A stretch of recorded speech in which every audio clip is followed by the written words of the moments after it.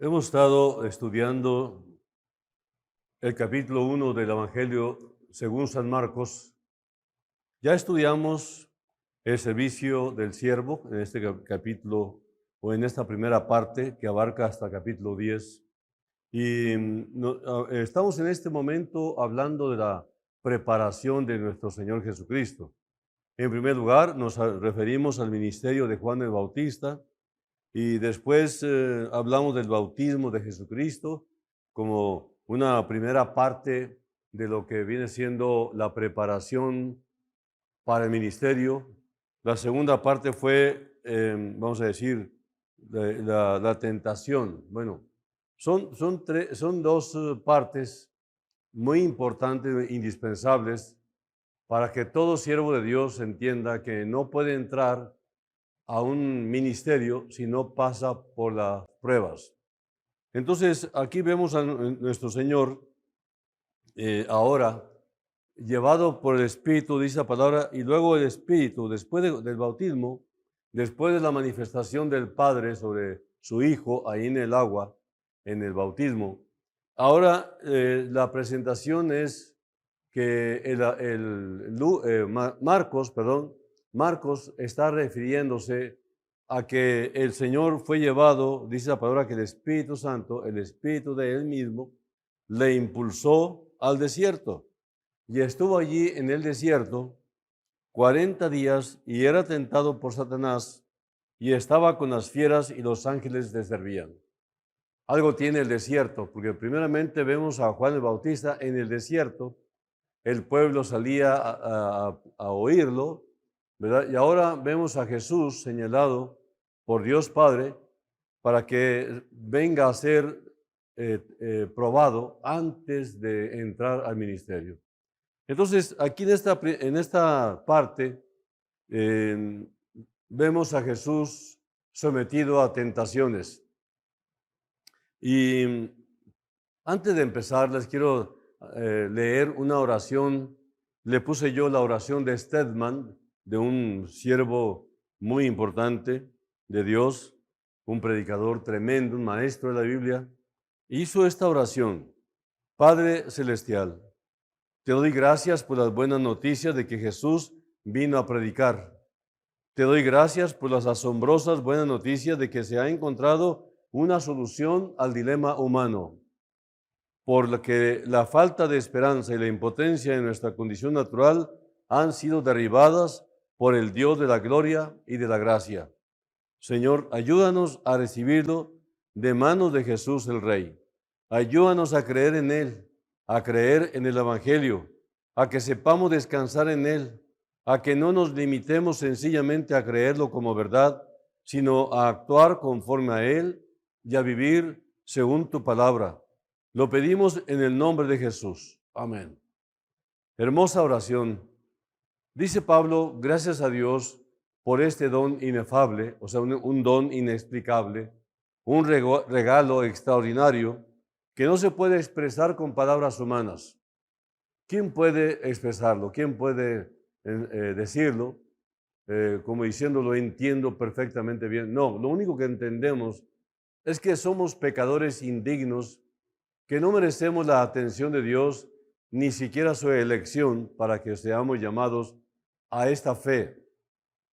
Ustedes pueden ver, muchísima gente está indiferente, no cree que vaya a suceder algo con ellos y con sus hijos, no creen que puede venir un día de juicio, no creen que hay un infierno, no creen que hay un cielo. Por lo tanto, están exponiendo a toda su familia a las cosas que vienen y que nada ni nadie lo va a detener. Todo se va a cumplir, como dice el Señor mismo, el cielo y la tierra pasarán, pero mis palabras no pasarán.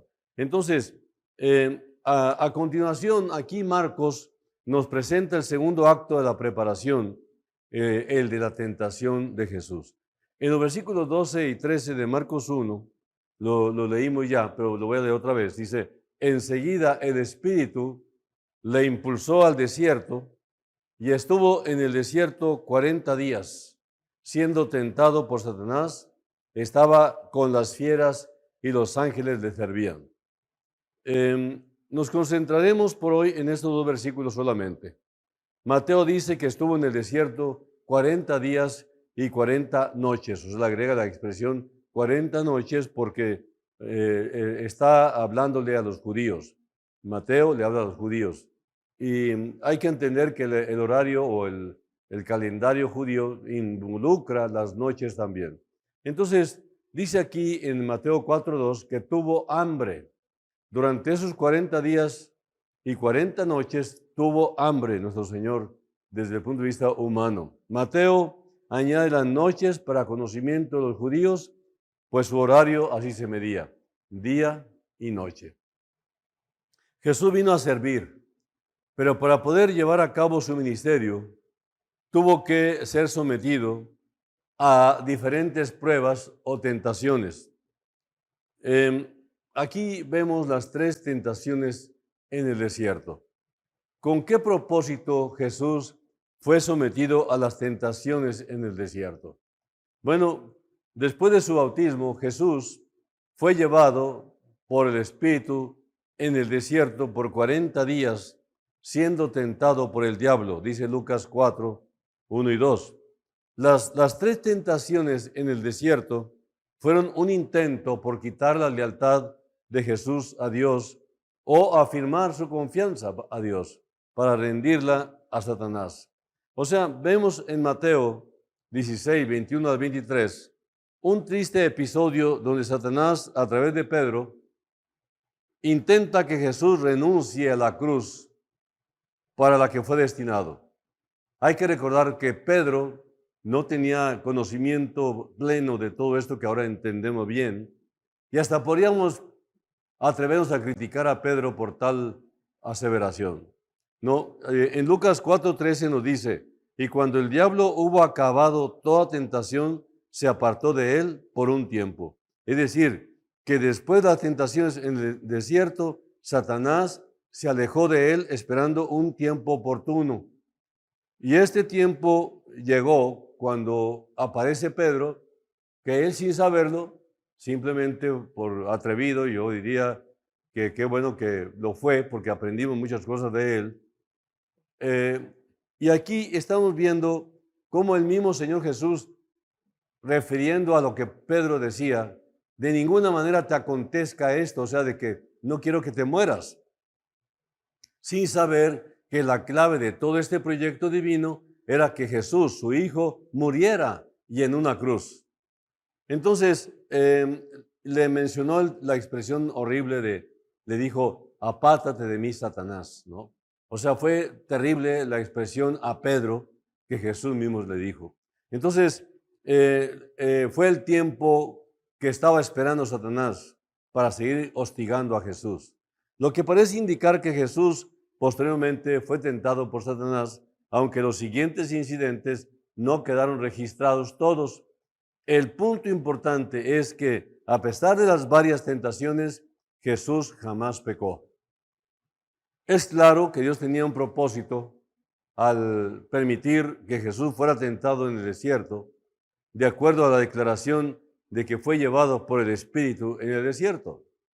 Un propósito era asegurarnos que tenemos un sumo sacerdote, quien es capaz de compadecerse de todas nuestras debilidades, como dice Hebreos 4:15, porque Él fue tentado en todas las áreas, al igual que nosotros somos tentados.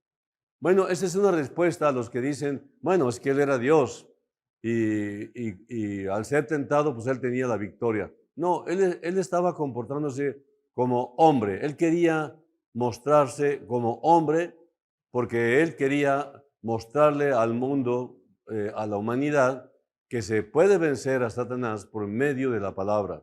Jesús mencionó 3 veces en respuesta a las 3 tentaciones, diciendo, escrito está, escrito está, escrito está. O sea, la palabra es la espada de 2 filos.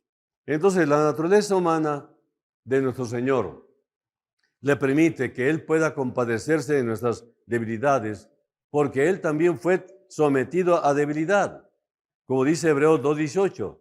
Pues en cuanto Él mismo fue tentado en el sufrimiento, es poderoso para socorrer a los que son tentados. Entonces, La palabra griega traducida aquí como tentado significa poner a prueba. Así que cuando somos puestos a prueba y atribulados por las circunstancias de la vida, podemos asegurar que Jesús comprende y se compadece como alguien que ha pasado por las mismas pruebas. Las tentaciones de Jesús siguen tres patrones que son comunes para todos nosotros, para toda la humanidad. La primera tentación tiene que ver con los deseos de la carne. Mateo 4, 3 y 4, lo cual incluye toda clase de deseos físicos.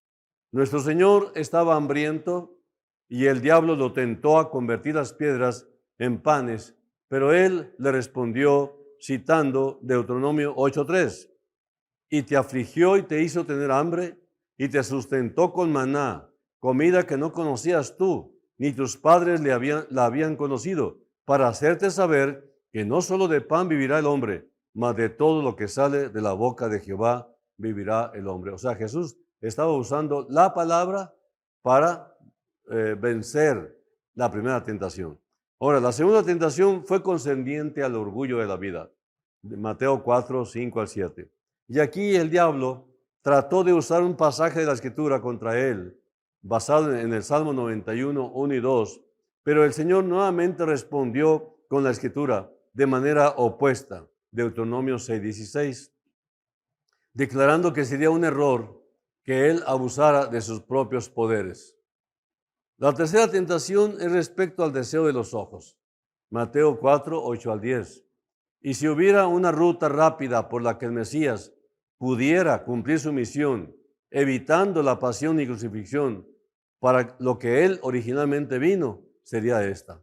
El diablo ya tenía control sobre los reinos del mundo, como dice Efesios 2:2, pero estaba listo para cederle todo a Cristo. Hay que recordar que Satanás es el príncipe de este siglo, es el príncipe o el Dios de este mundo, Dios con minúscula, ¿verdad? Entonces, esto lo permite Dios para traer un proyecto que lo sigue cumpliendo. Entonces, estaba listo para hacerle todo. Todo esto que tú ves, esto es mío, te lo concedo si tú te postras ante mis pies y me brindas lealtad. O sea, a cambio de su lealtad, era entregarle todos los reinos del mundo, de la tierra. Él solo pensarlo casi causa que la divina naturaleza del Señor se estremeciera y él le contesta enérgica y rápidamente: al Señor tu Dios adorarás y solo a Él servirás. Mateo 4:10 y Deuteronomio 6:13.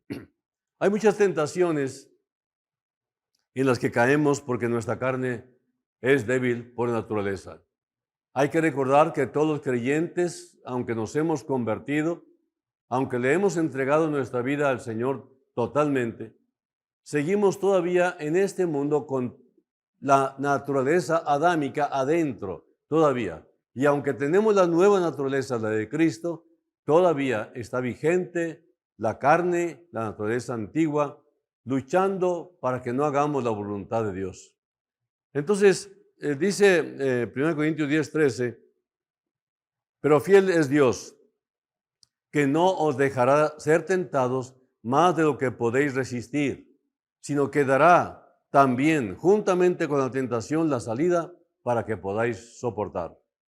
Con la tentación, dice aquí, proveerá también la vía de escape, a fin de que podamos resistirla. Por tanto, podemos obtener la victoria y agradecer a Dios por librarnos de la tentación. La experiencia de Jesús en el desierto nos ayuda a ver estas tentaciones comunes que nos impiden servirle a Dios eficazmente.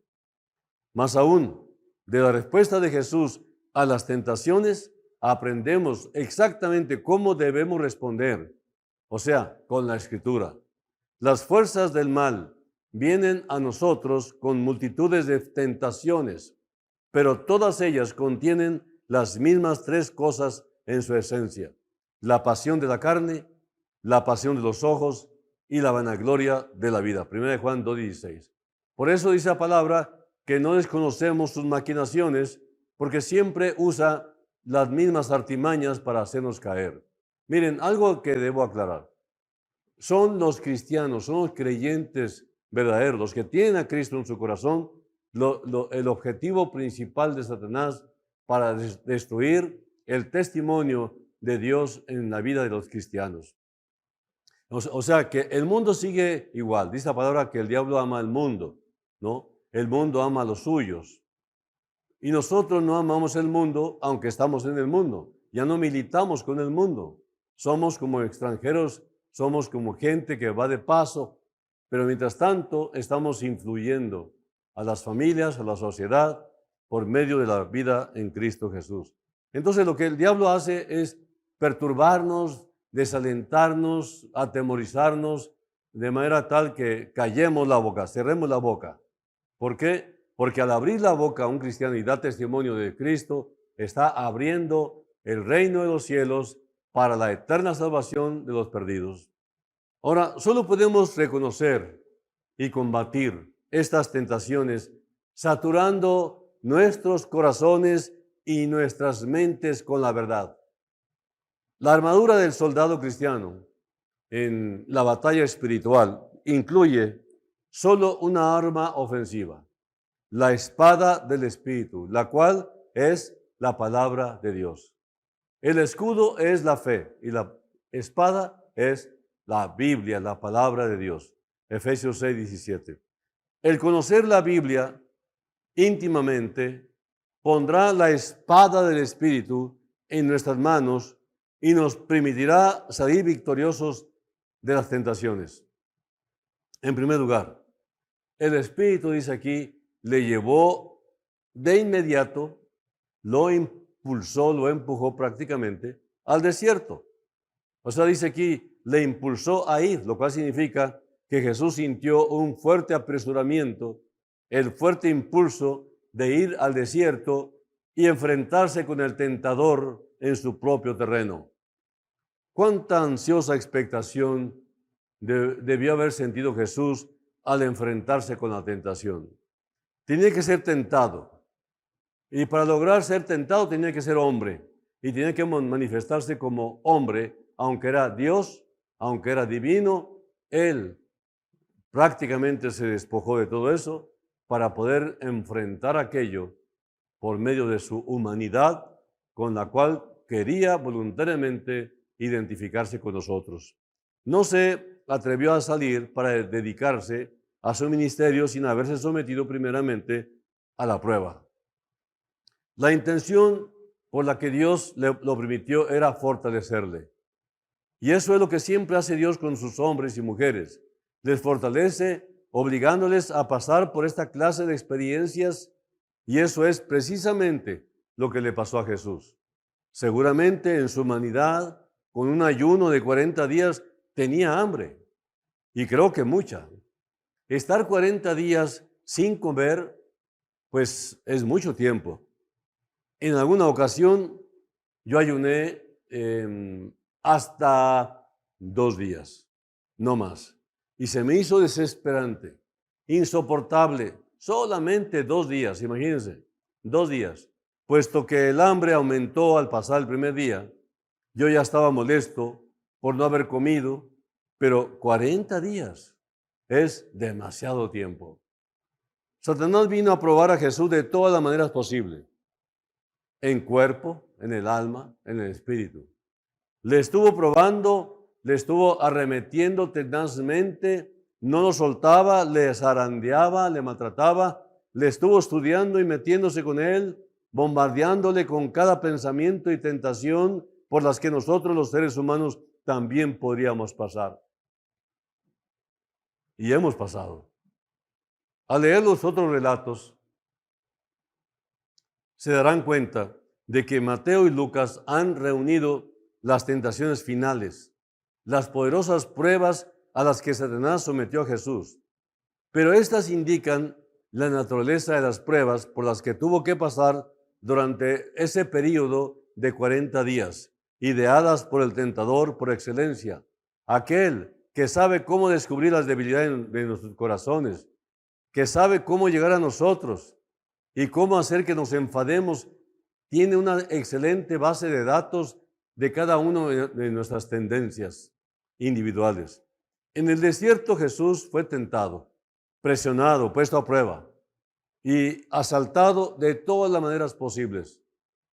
Su hambre física representa todas las experiencias por las que pasamos cuando las circunstancias se ponen en contra de nosotros.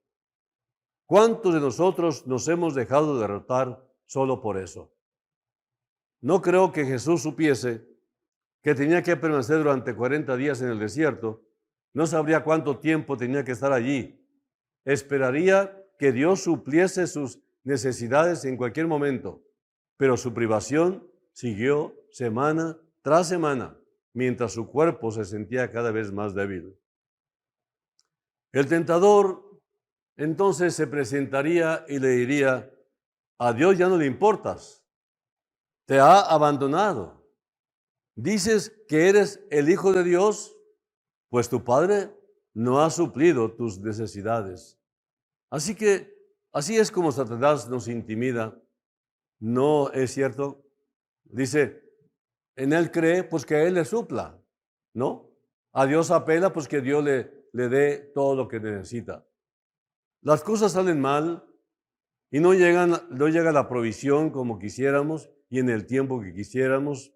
Perdemos nuestro trabajo, nos quedamos sin dinero, ya no hay dinero para pagar las cuentas o nos encontramos con unas tremendas responsabilidades. No somos como debiéramos ser para afrontar la necesidad y luego nos preguntamos, ¿dónde está Dios en medio de todo lo que me pasa? Y esa fue la tentación con la que se enfrentó Jesús. Luego se produjo la soledad de espíritu, puesto que tuvo que estar solo, sin compañía humana. Durante 40 días no tuvo compañerismo con nada ni con nadie. Eso haría que sintiese el anhelo de demostrar quién era delante de los hombres y conseguir su aceptación hasta su admiración.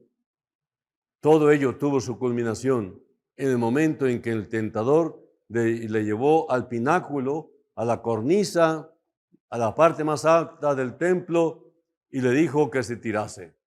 Los hombres te seguirán cuando vean que Dios te ha apoyado de un modo sobrenatural.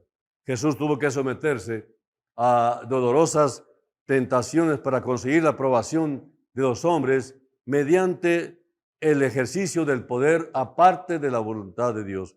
¿Y cómo somos tentados de esa manera? No hay diferencia alguna. ¿Cómo quisiéramos que se resolvieran los problemas inmediatamente, ipso facto?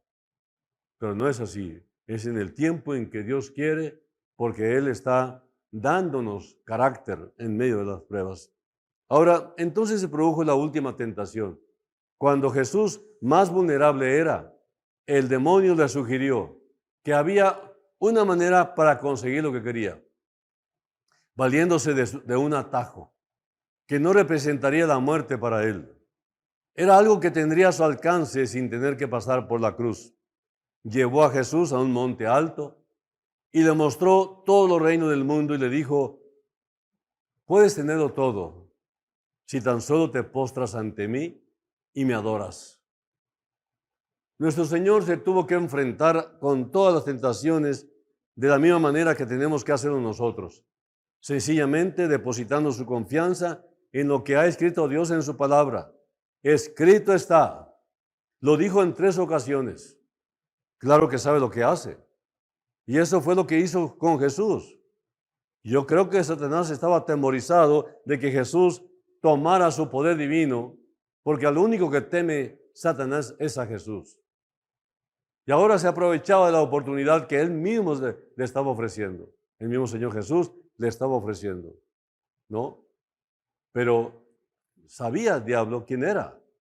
El diablo tenía temor de que él en algún momento dejara esa situación de humanidad y echara mano a su divinidad, y entonces es como le iba a ir muy mal a Satanás. Sin embargo, el Señor se sostuvo firme en este tiempo de tentación. Entonces, hay algo más que nos dice Marcos acerca de la tentación por la que pasó Jesús. A pesar de que no contó con ayuda humana y a pesar de verse atacado de tantas maneras, nunca estuvo solo. Se vio sustentado por el ministerio de consuelo que se presentó de manera extraordinaria. Me llama la atención esa parte que dice que estaban ahí las bestias salvajes y los ángeles vinieron a ministrarle. Pero no leamos bestias salvajes como si tuviésemos que temer su ataque. En aquella región desértica estuvo rodeado por leopardos, leones, osos y otros animales salvajes que quizá haya habido por la región, pero Jesús no les temía porque Marcos nos dice que estaba con ellos, fueron sus compañeros, ayudándole y consolándole.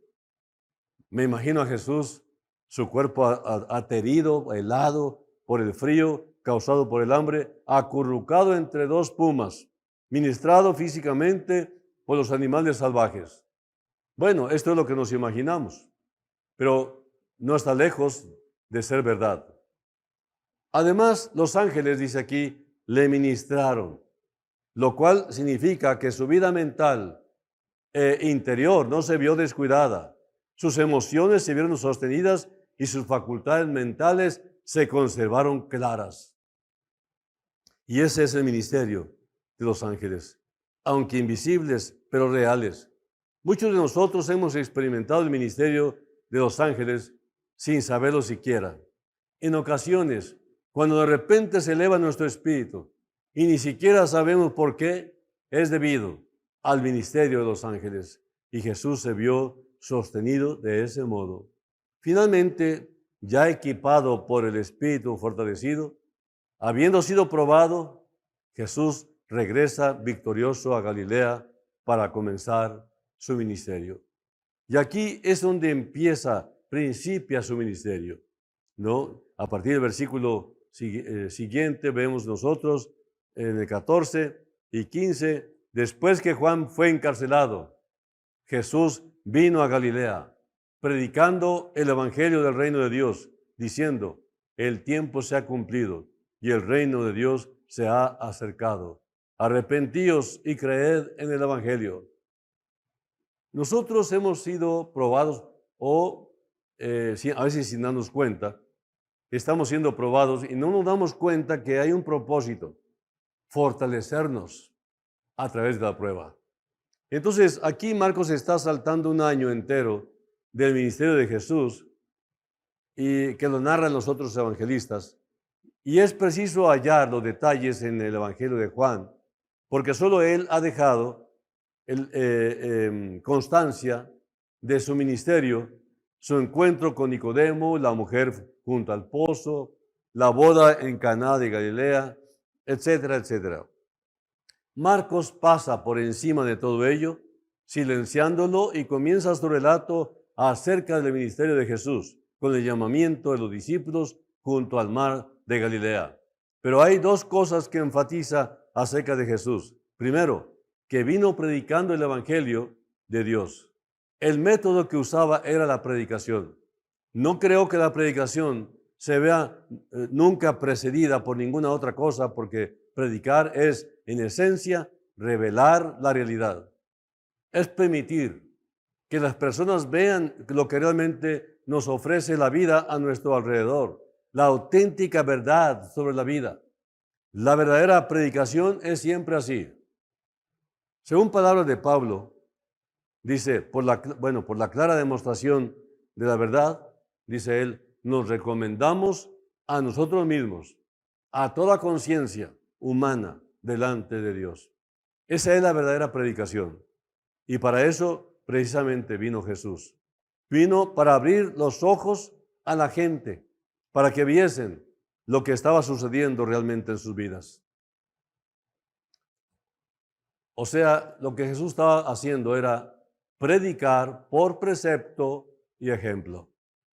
En segundo lugar, su mensaje era el reino de Dios. El reino de Dios se ha acercado, decía él. El tiempo se ha cumplido y el reino de Dios se ha acercado. ¿Qué quería decir con eso del reino de Dios? Lo que quiere decir es todas las cosas acerca de las cuales hemos estado hablando. El hecho es que estamos rodeados por un reino espiritual invisible, tanto malvado como bueno, que ejerce su influencia sobre nosotros. En ese reino Jesús es el Señor y Rey. y reina de modo supremo. Y ese reino gobierna todos los acontecimientos de la historia y todo lo que pasa en nuestra vida diaria y nuestras circunstancias. De modo que cuando estamos relacionados con el reino de Dios, estamos relacionados con la fuerza suprema que gobierna todo lo que somos y tenemos. Y de ese modo nos relacionamos con la realidad. Jesús vino con las buenas nuevas de que el poder de Dios está ahora a nuestro alcance para sacarnos del estancamiento impotente en el que ha caído el hombre. Las Escrituras nos dicen que el hombre en su condición natural es incompetente. Por mucho que nos complazca creer que podemos hacer algo para corregir nuestra condición, nos encontraríamos totalmente impotentes y sin esperanza, sin la ayuda de Dios. De hecho, la vida humana resultaría imposible. Jesús mismo dijo allá en Juan 15, sin mí nada podéis hacer. Sin la misericordia de Dios, sin su mano para limitar las fuerzas que nos afectan, ni siquiera podríamos sentarnos juntos en la misma habitación. Nos tiraríamos el uno sobre el cuello del otro, sacándonos los ojos de modo vengativo y odiándonos unos a otros como animales, destruyéndonos a nosotros mismos. Esta es la naturaleza real del ser humano. Pero está detenida esta capacidad de hacer tanto daño, tanto mal, por causa del testimonio de Dios en los creyentes. Entonces, pero la misericordia de Dios impide que hagamos esas cosas, esas maldades, de las cuales tenemos una gran capacidad para hacer el mal. Las buenas noticias son que se ha producido una ruptura y ha llegado hasta nosotros el poder de Dios para lograr romper el pasado. Jesús vino para anunciar que el Rey está cerca, aquel que puede controlar una vida, poner orden en ella, traer paz y armonía y suplir el poder capaz de producir un temperamento que nadie puede rivalizar. Y ese es el reino de Dios. No es comida ni bebida, no dice Pablo, sino que es la justicia, es el gozo y la paz en el Espíritu Santo. El reino está cerca y el lugar para recibirlo es el arrepentimiento.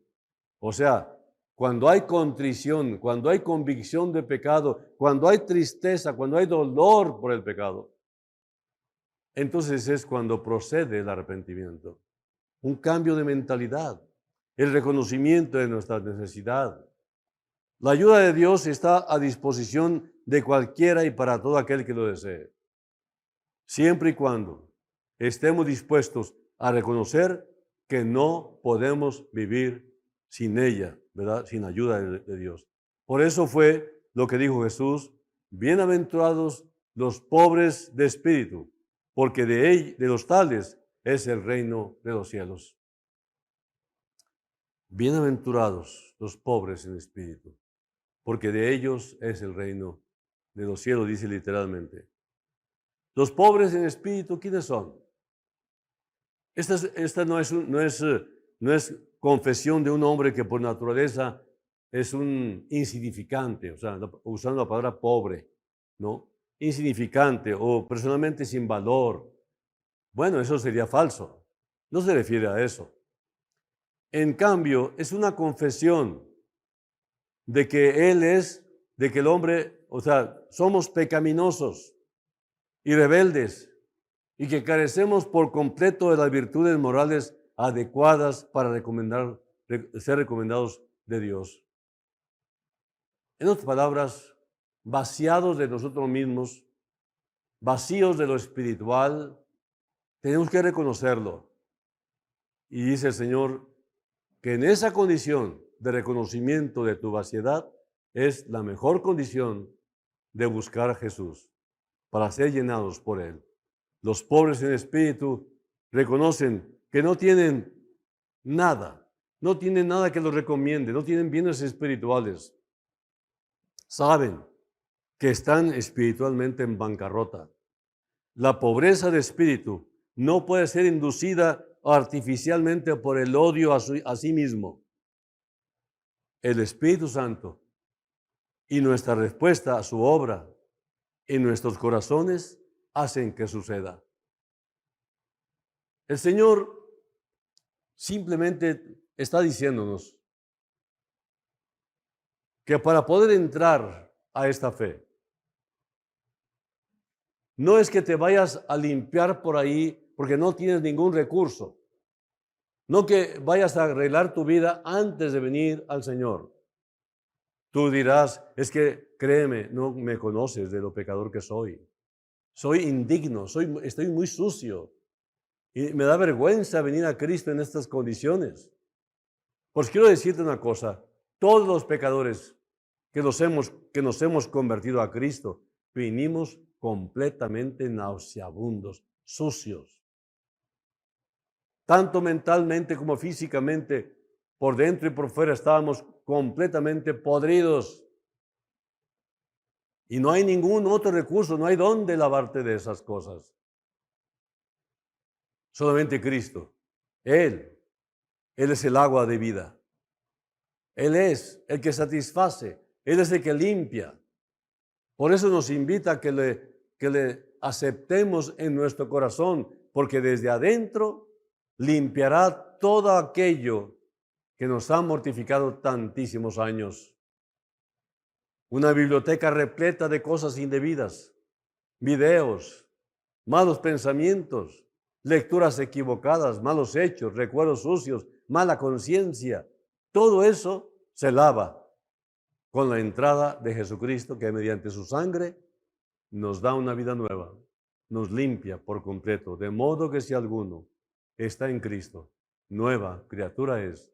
Las cosas viejas pasaron, he aquí, todo es hecho nuevo. Esto es limpieza total, radical. Las cosas viejas pasaron, he aquí, todo es hecho nuevo. El Señor nos invita a que lo recibamos para ser limpios. Y el mismo Señor nos dice, nunca me acordaré de tus pecados. El ofendido Dios toma la iniciativa para buscar al ofensor. Y esta es la invitación, que vengas a Él y bebas gratuitamente de su agua y seas purificado, eternamente purificado, en un instante de fe. Si tuvierais fe del tamaño de un granito de mostaza, una semillita de mostaza, entonces tendrás tanto poder que podrías mover hasta montañas. El Señor no te pide que hagas nada, simplemente que reconozcas que eres un pecador, pero que también estás arrepentido de ese pecado. Y Él dice que vengas a Él, así como estás, así como estás. Si te reconoces sucio y estás arrepentido, estás en perfectas condiciones para venir a Cristo Jesús. Hagamos pues entonces una oración para salvación. Señor, yo reconozco mi condición. Reconozco que estoy sucio, pero mi orgullo, Señor, no me ha permitido admitirlo. Pero tú que conoces mi vida interior, que sabes todo el récord de mi vida, me has mostrado a través de tu palabra, exhibiéndome a mis ojos todo lo malo que soy. Me estás dando la oportunidad de aceptar esta reconciliación contigo, esta redención, este rescate para zafarme de las garras de Satanás, del mundo y de la carne. Yo me entrego a ti, Señor. Reconozco mi pecado y me arrepiento de todo corazón. Ayúdame a hacerlo. Por lo pronto, Señor, yo estoy en tus manos. Voluntariamente, nadie me obliga. Y te doy gracias. En tu nombre te lo pido. Amén. Una oración tan simple, tan sencilla. Tú la puedes hacer con tus propias palabras y entrégate a Jesús total e incondicionalmente. Dios les bendiga. Nos vemos la próxima.